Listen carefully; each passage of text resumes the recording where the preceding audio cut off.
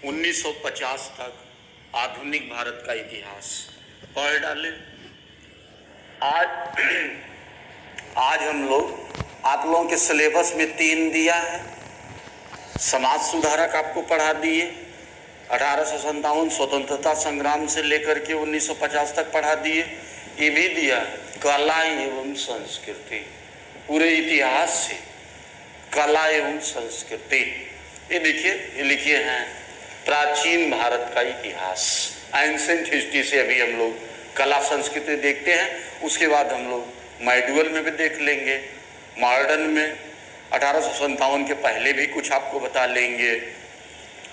तो कला एवं संस्कृति में हम लोग कहाँ से उठाएंगे? सबसे पहले वेद से उठाते हैं कि वेद, ये देखिए आपसे पूछा गया है, इसी पर आ जाते हैं कि वेद के संकलन कर्ता महर्षि, याद रखिएगा, ये महर्षि वेद व्यास।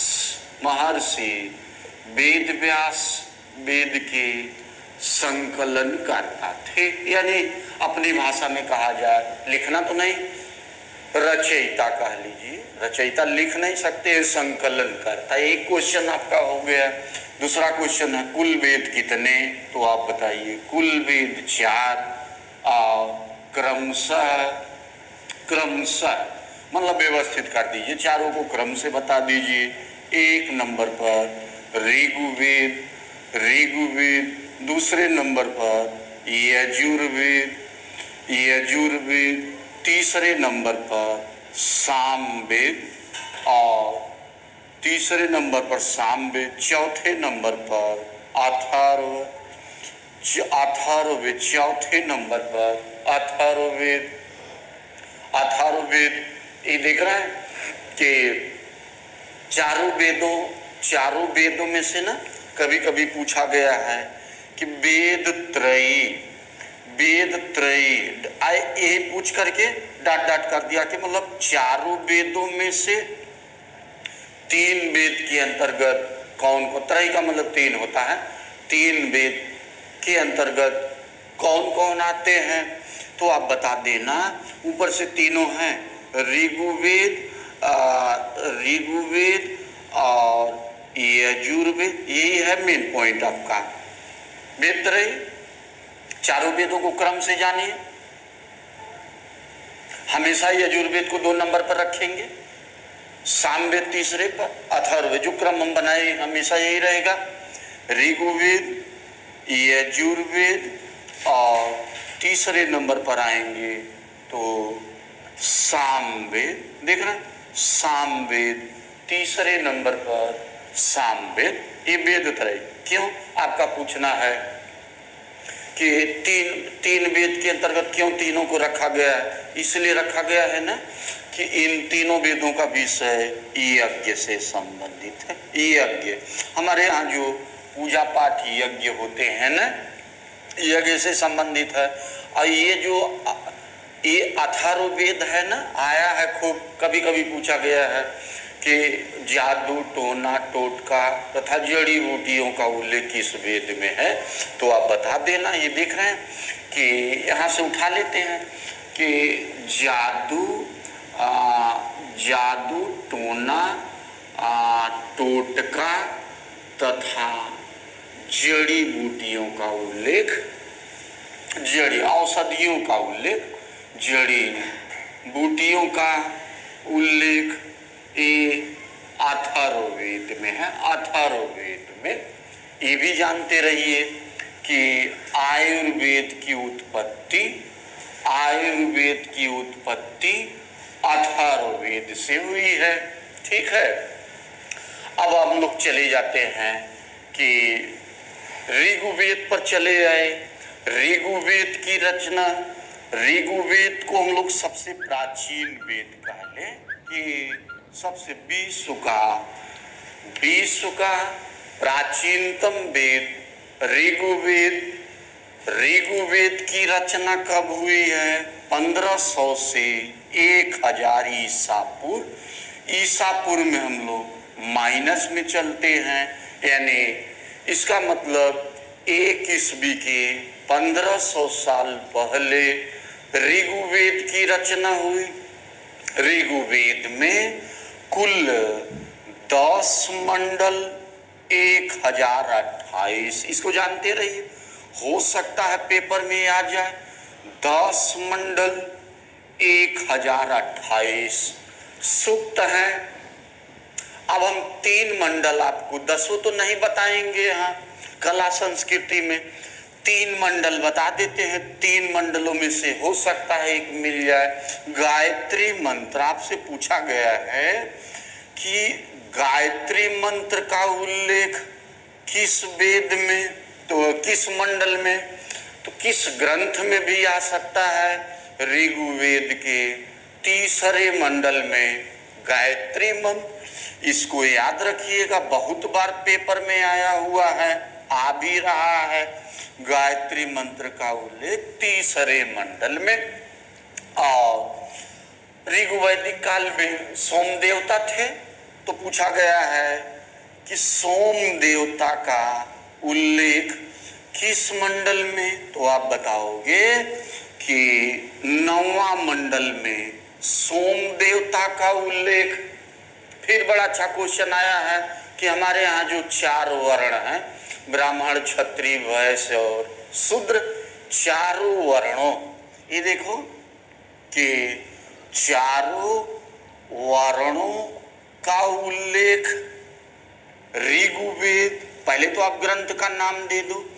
ऋग्वेद के 10वें मंडल के किस सूक्त में, पुरुष सूक्त में, ऋग्वेद के 10वें मंडल के पुरुष सूक्त में 4 वर्णों का नाम सर्वप्रथम, यानी ब्राह्मण, क्षत्रिय, वैश्य और चौथे नंबर पर शूद्र।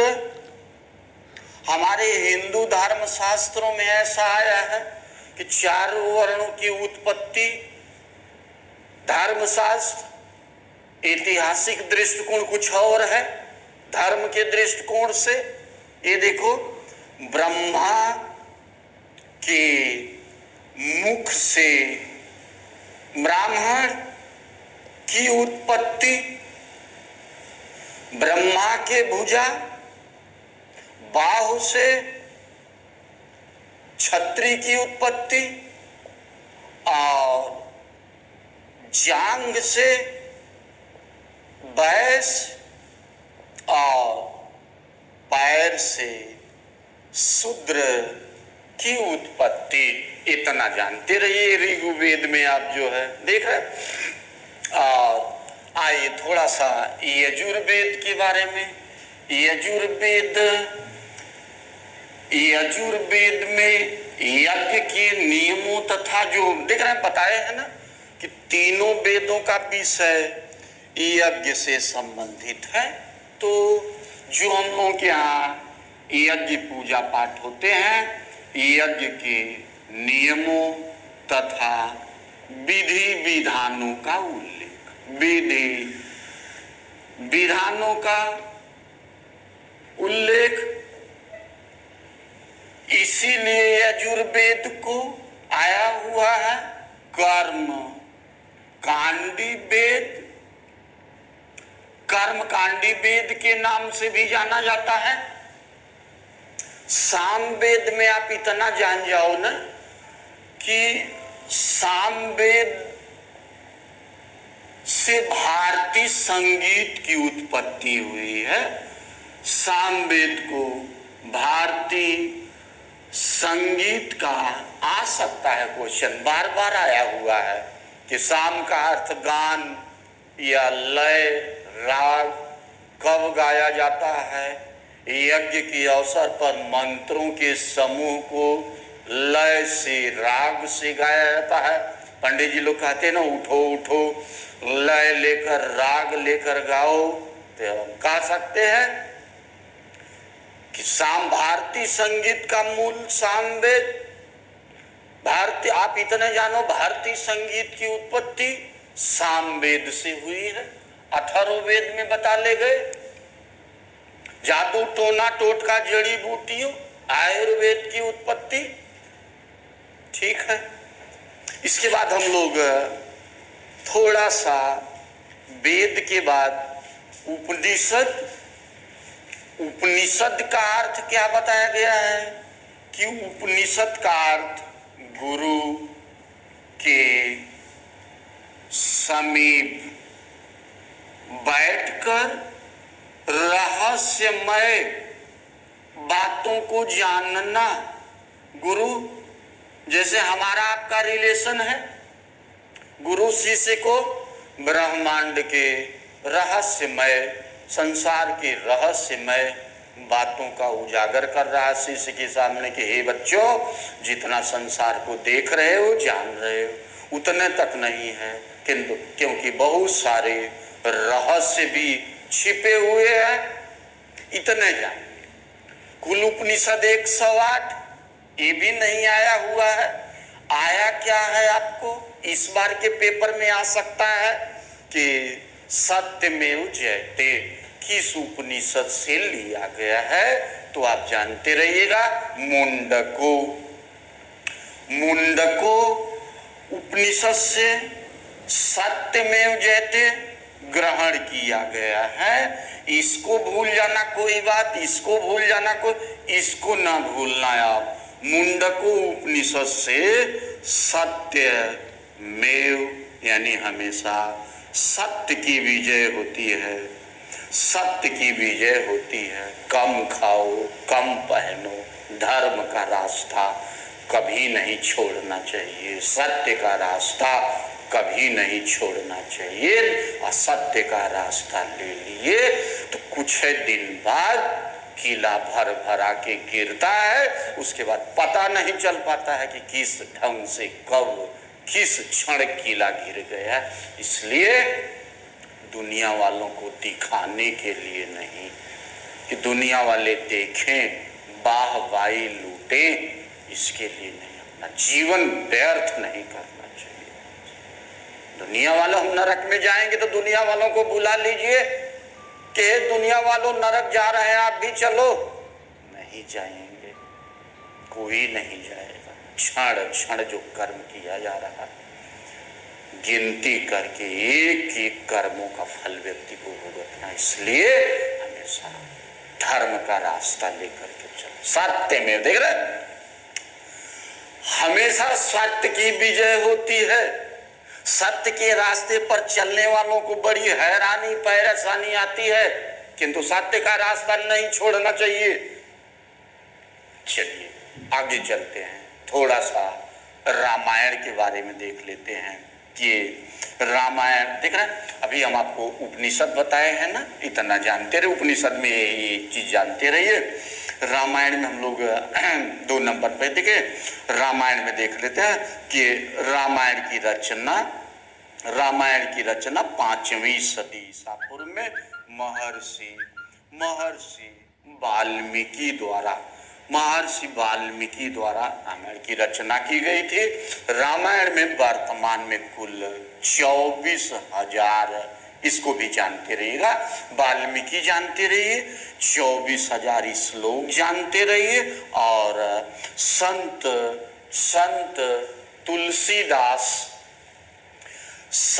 तुलसीदास द्वारा रामचरितमानस, सबके घरों में तुलसीदास द्वारा रामचरित आ सकता है। क्वेश्चन है, रामचरित मानस की रचना की गई है।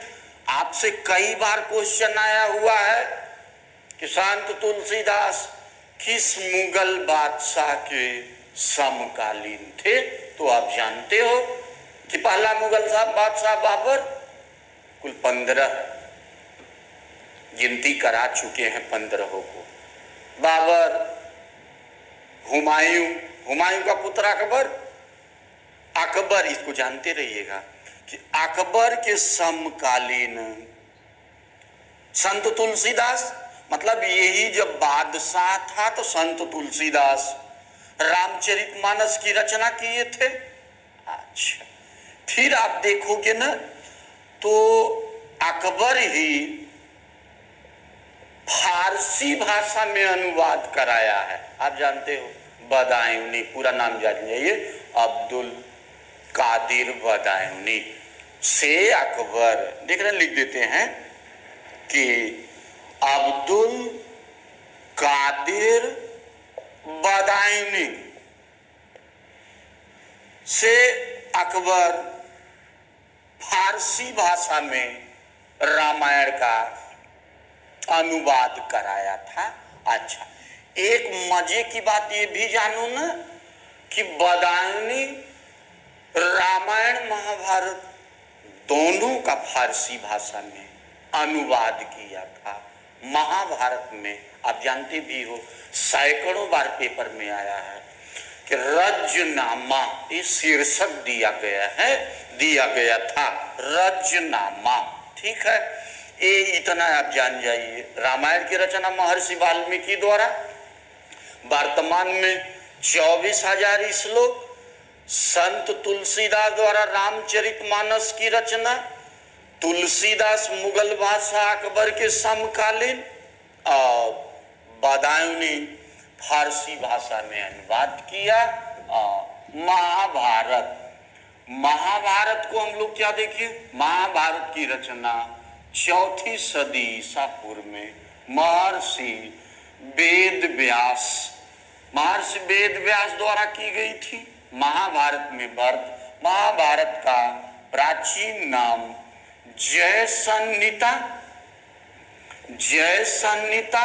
वर्तमान में महाभारत में कुल 1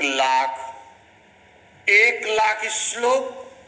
महाभारत 18 दिन लड़ा गया था कौरव पांडव के बीच। उसी को पूछा गया है कि उसी दिन को हमारे इतिहास में पर्व के नाम से आया कि महाभारत कितने पर्वों में, तो आप बताना। 18 पर्वों में 6वें पर्व में गीता का उल्लेख है। गीता में इस सांसारिक दुखों से मुक्ति के लिए, मोक्ष प्राप्ति के लिए 3 मार्ग बताए गए। जैसा आपका नेचर हो, उस नेचर के अनुसार एक मार्ग आप चुनाव कर लीजिए। इस भव सागर से मुक्ति 6वें पर्व में ज्ञान मार्ग, कर्म मार्ग और भक्ति मार्ग तीनों का समन्वय किया गया है गीता में। बस इतना आप जानते रहो। यहाँ अब हम लोग चल थोड़ा देख लेते हैं विदेशी यात्रियों का विवरण। विदेशी यात्रियों के विवरण में 1 नंबर पर हेरोडोटस। याद रखो तो हेरोडोटस में 3 क्वेश्चन बना रहे हैं। हेरोडोटस कहाँ का निवासी? हेरोडोटस यूनान का निवासी था। हेरोडोटस को इतिहास का पिता या जनक क्यों? क्योंकि यूरोप का पहला इतिहासकार हेरोडोटस ही था। इसकी एक बड़ी प्रसिद्ध, बहुत प्रसिद्ध ग्रंथ है, नाम है हिस्टोरिका। हिस्टोरिका 3 क्वेश्चन आप जानो बस यहां पर इतना ही कि हेरोडोटस यूनान का निवासी था, इतिहास का पिता क्योंकि यूनान का पहला इतिहासकार, हिस्टोरिका इसका पहला ग्रंथ, इतिहास का प्रथम ग्रंथ था। मेगास्थनीज भी यूनान का निवासी था। यूनानी राजा सेलुकस निकेटर का दूत बनकर भारत में चंद्रगुप्त मौर्य के दरबार में आया था। याद रखिए, चंद्रगुप्त मौर्य के दरबार में आया और इंडिका नामक प्रसिद्ध ग्रंथ की रचना किया था। ये भी जानते रहिए कि मेगास्थनीज यूनान का निवासी था। यूनानी राजा सेल्यूकस निकेटर का दूत बनकर भारत में चंद्रगुप्त मौर्य के दरबार में आया था और इंडिका नामक प्रसिद्ध ग्रंथ की रचना किया था। और आप चले आओगे इसी तरह आप चले आओ चंद्र मेगास्थनीज के बाद आप चले आओ फाह्यान पर। चीनी यात्री था, इतना जानते रहो कि ये चीनी यात्री फाह्यान भारत में चंद्रगुप्त विक्रमादित्य कह लिया जाए, चंद्रगुप्त द्वितीय के दरबार में आया था। चंद्रगुप्त द्वितीय उस समय अपनी दूसरी राजधानी, पहली राजधानी पाटलिपुत्र से हटाकर मध्य प्रदेश के उज्जैन में स्थापित किया था। देख रहे हैं, चीनी यात्री फाह्यान भारत में चंद्रगुप्त विक्रमादित्य द्वितीय के दरबार में आया। चंद्रगुप्त द्वितीय बाद में बताएंगे। चंद्रगुप्त द्वितीय के दरबार में 9 रत्न भी थे, 9 विद्वान भी थे। चंद्रगुप्त द्वितीय अपनी दूसरी राजधानी मध्य प्रदेश के उज्जैन में स्थापित किया था। और इसी तरह आप वेनसांग के बारे में जान जाओ। वेनसांग भी चीनी यात्री था। इसके बारे में देखो, वेनसांग चीनी यात्री किसके दरबार में आया था? भारत में राजा हर्षवर्धन के दरबार में आया था।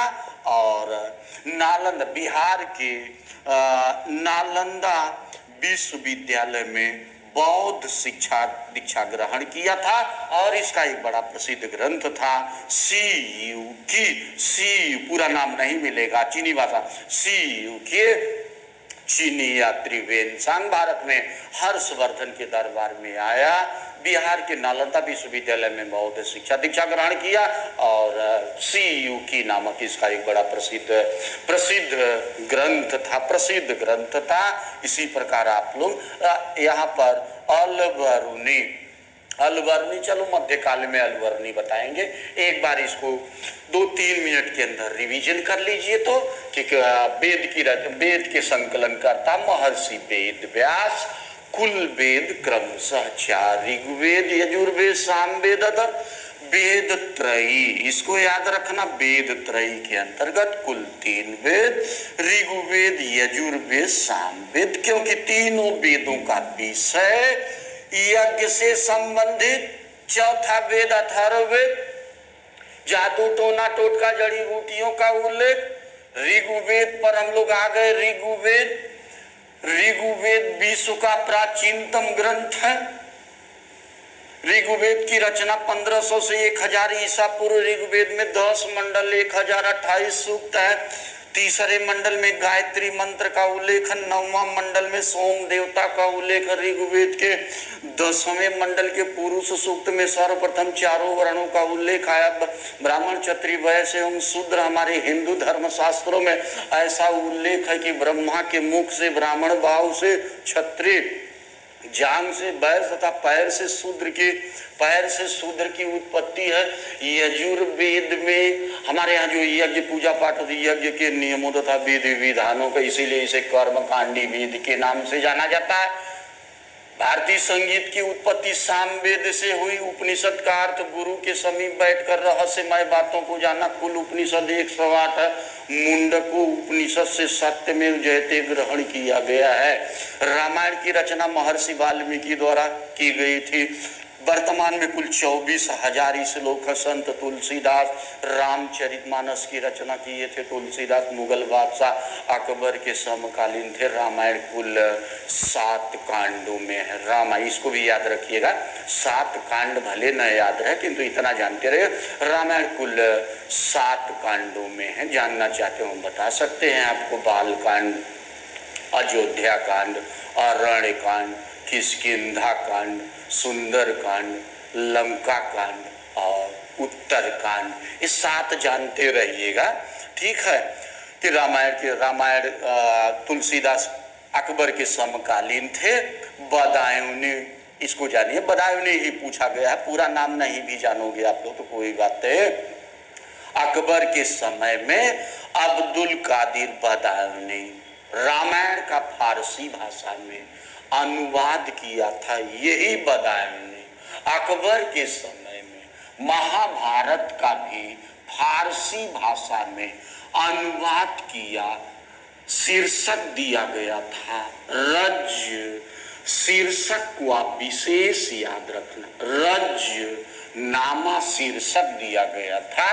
महाभारत की रचना वेद व्यास, प्राचीन नाम जय संहिता, वर्तमान में 1,18 पर्वों में 6वें पर्व में गीता की ज्ञान कर्म भक्ति का समन्वय हेरोडोटस यूनान का निवासी था, इतिहास का पिता, हिस्टोरी का इसका प्रसिद्ध मेगास्थनीज यूनान का निवासी था। यूनानी राजा सेल्यूकस निकेटर का दूत बनकर भारत में चंद्रगुप्त मौर्य के दरबार में आया। इंडिका नामक प्रसिद्ध ग्रंथ की रचना किया था। चीनी यात्री फाहियान भारत में चंद्रगुप्त द्वितीय के दरबार में आया। चंद्रगुप्त द्वितीय उस समय अपनी दूसरी राजधानी मध्य प्रदेश के उज्जैन में वेनसांग, चीनी यात्री वेनसांग भारत में हर्षवर्धन के दरबार में आया। बिहार के नालंदा विश्वविद्यालय में बौद्ध शिक्षा ग्रहण किया था और सीयूकी नामक इसका बड़ा प्रसिद्ध ग्रंथ था। इसके बाद हम लोग हड़प्पा कला एवं